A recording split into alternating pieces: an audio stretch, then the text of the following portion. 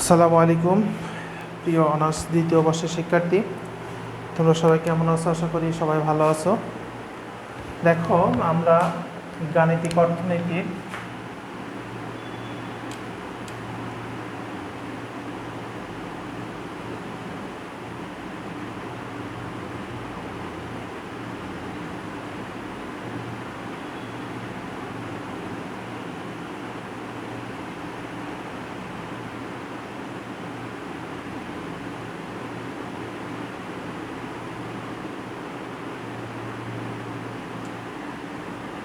সমাকলন নিয়ে আলোচনা করব। গাণিতিক অর্থনীতির সমাকলন নিয়ে আলোচনা করব। দেখো, আমি সমাকলনের বেসিক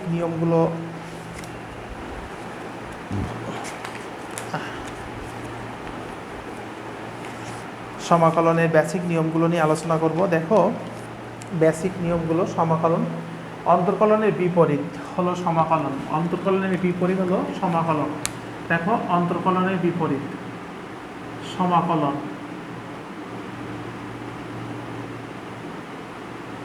সমাধান।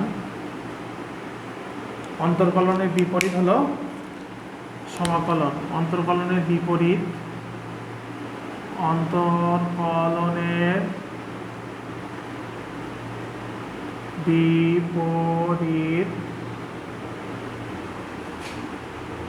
রূপ হলো সমাকলন। খুব ভালো বলবো যে অন্তর্কলনের বিপরীত রূপ হলো সমাকলন। মানে কি, আমরা অন্তর্কলনে পাওয়ারের সাথে এক যোগ করতাম, আর অন্তর্কলনে পাওয়ারের সাথে এক বিয়োগ করতাম, সমাকলনে অন্তর্কলনের পাওয়ারের সাথে এক যোগ করব। যেমন আমি কিন্তু তোমাকে সমাকলন চিহ্নগুলো নিয়ে আলোচনা করি। এইটা সমাকলন চিহ্ন। সমাকলন চিহ্ন। সমাকলন চিহ্ন। এখানে এক্স হলো চলক। এখানে এক্স হলো চলক। আচ্ছা, এক্স হলো চলক, আর এই এফ আর ডি হলো এক সমাকলন চিহ্ন। আচ্ছা, এখন দেখো, যদি সমাকলন চিহ্নে এটা হলো অনির্দিষ্ট সমাকলন, এটা অনির্দিষ্ট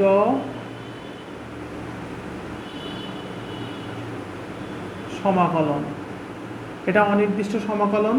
আচ্ছা, 2 নাম্বার, অনির্দিষ্ট সমাকলনে ধ্রুবক সি ব্যবহার করা হয়। অনির্দিষ্ট সমাকলনে ধ্রুবক সি ব্যবহার করা হয়। এখন ধ্রুবক সি বলে কথা না, একটা ধ্রুবক ব্যবহার করা হয়। একটা ধ্রুবক, শুধু সি বলে কথা না, আরও অনেক কিছু ব্যবহার হতে পারে। তাহলে একটা ধ্রুবক ব্যবহার হবে অনির্দিষ্ট সমাকলনে।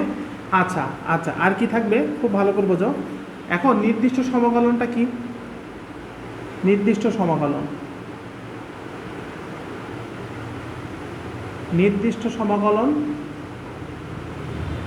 সমাকলন হলো আফার মান আর লোহার মান থাকবে। আফার মান আর লোহার মান,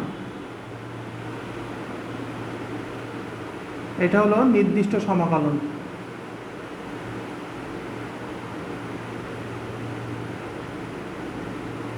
আচ্ছা, নির্দিষ্ট সমাকলনে আফার মান লোহার মান থাকলে ধ্রুবক পদ ব্যবহার করা হবে না। আশা রাখি বুঝতে পারছো। ঠিক আছে, যদি নির্দিষ্ট সমাকলন পড়ে তাহলে ধ্রুবক পদ ব্যবহার করা হবে না। এখানে আফার মান আর লোহার মান, কিউটা হলো আফার মান, কিউ নট হলো আফার মান, আর নিচেরটা 0 হলো লোহার মান। আশা রাখি বুঝতে পারছো ইনশাআল্লাহ। আচ্ছা, এখন দেখো, খুব সুন্দর করে বোঝো।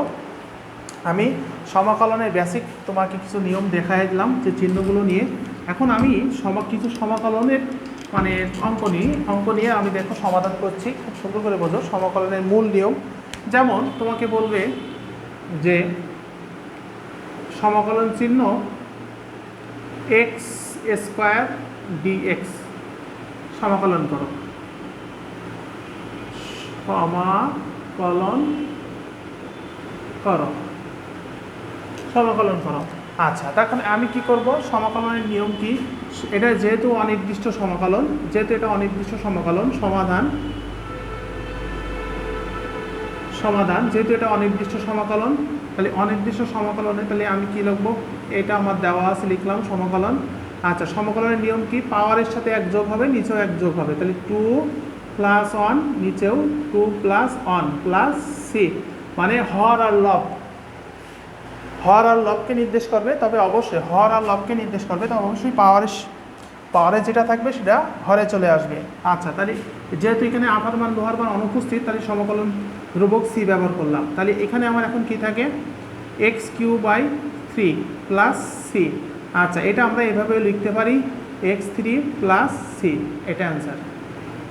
আশা রাখি বুঝতে পারছো, এটা সমাকলন। আচ্ছা, আমি আরেকটা নিই সমাকলন, যেমন তোমাকে এমন থাকতে পারে 5x4 dx, এটা সমাকলন করো। তাহলে আমি কি করব, সমাধান যাই, সমাধান দেখো সমাধান কি আছে, 5x4 dx, তাহলে কি করব, পাওয়ারের সাথে এক যোগ হয়, নিচেও এক যোগ হয়, যেহেতু 5 বসাই দিলাম, চলকের পাওয়ারের সাথে এক যোগ, তাহলে 4 + 1 আর 4 + 1 প্লাস সি।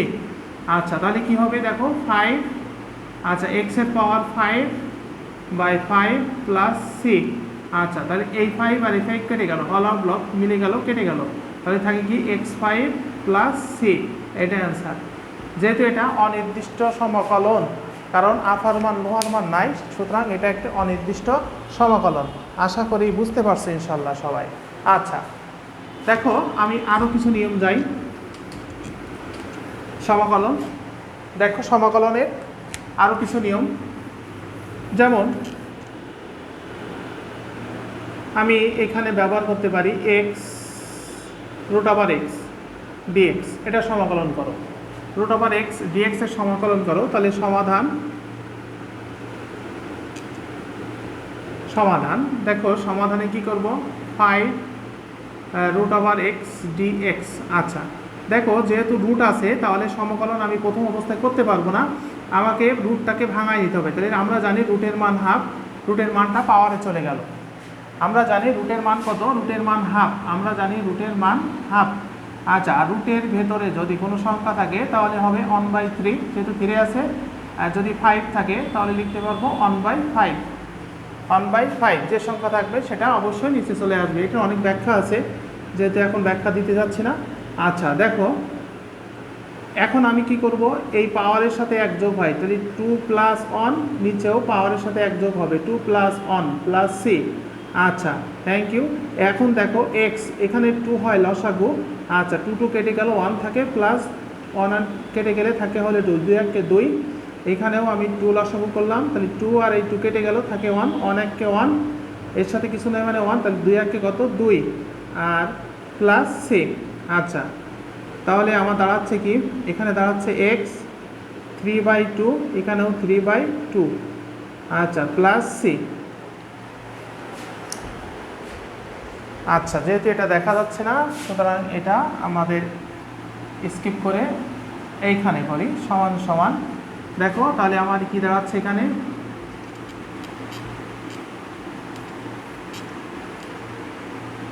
দেখো এখানে কি দাঁড়াচ্ছে আমার, x 3/2 আর নিচেও থাকছে 3/2 প্লাস সি। আচ্ছা, এখন দেখো ও x এর পাওয়ার 3/2, এখানে ভগ্নাংশ আকারে 3/2, তাহলে নিচে হরে যদি ভগ্নাংশ থাকে তাহলে সেটা উল্টে যাবে, তাহলে কি হবে 2/3 ইকুয়াল টু 3/2 প্লাস সি, আমি একেবারে করে দিলাম।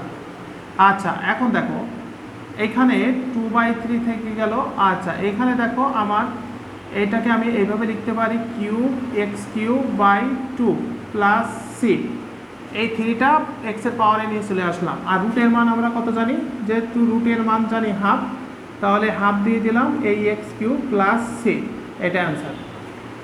আশা রাখি বোঝাতে পারছি ইনশাল্লাহ, এখানে তোমাদের একটু ডাউট থাকতে পারে। এইখানে দেখো নিচে যদি হরে ভগ্নাংশ থাকে তাহলে অবশ্যই ভগ্নাংশটা উল্টে যাবে।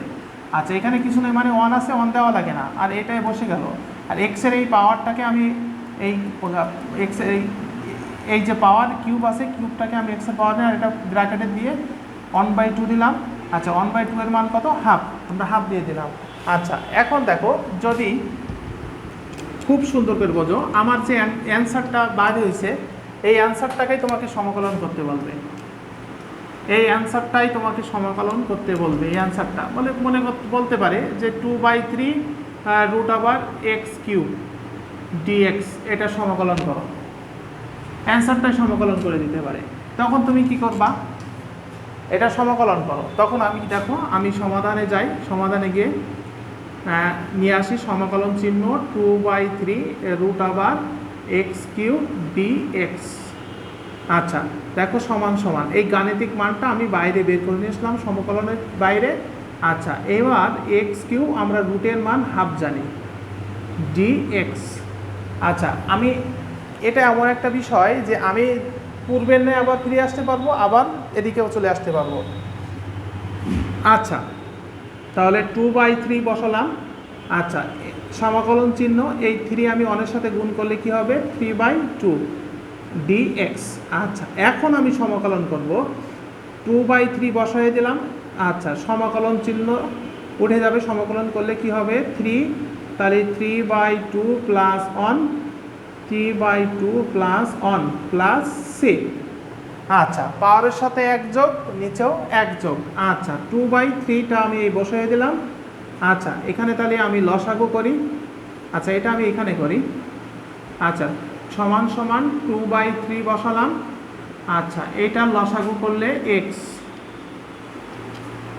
আচ্ছা এটা লসাগু, এর লসাগু হবে 2, তাহলে 2 কেটে গেল, 3 প্লাস 2 1 2, এখানে লসাগু হলো 2, 3 প্লাস 2 1 2, আচ্ছা প্লাস 6।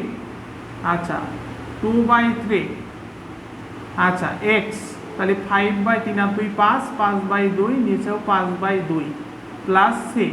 আচ্ছা দেখো এই 2/3 বসে গেল, নিচে যেহেতু ভগ্নাংশ আছে এটা উল্টে যাবে, 2/5 হবে। আর x যেটা আছে সেটা বসে গেল প্লাস 6। ইজি, একদম ইজি। আচ্ছা তাহলে যদি কৌণিকভাবে কাটাকাটি না যায় তাহলে সোজাসুজি গুণ হবে, 2 2 4, 3 5 15। আচ্ছা x এর পাওয়ার 5 আমি দিয়ে দিলাম, আর এই 1/2 প্লাস 6। আচ্ছা তাহলে কি দাঁড়াচ্ছে? 4/15 √x এর পাওয়ার 5 প্লাস 6, এটা অ্যান্সার। একদম ইজি। মানে তুমি সমাকলনের নিয়মটাই শুধু মনে রাখতে হবে যে পাওয়ারের সাথে 1 যোগ, ওপরেও পাওয়ারের সাথে 1 যোগ, নিচেও পাওয়ারের সাথে 1 যোগ, এই কথাটা একটু মনে রাখতে হবে ইনশাল্লাহ, তাহলে আমরা সমাধান করতে পারবো। আচ্ছা দেখো আমি সমাকলনের বেসিকটাই দেখালাম যে পাওয়ারের সাথে 1 যোগ হবে, নিচেও 1 যোগ হবে। আচ্ছা এটা মনে রাখবা, আমি নেক্সট ক্লাসে আরও সমাকলনের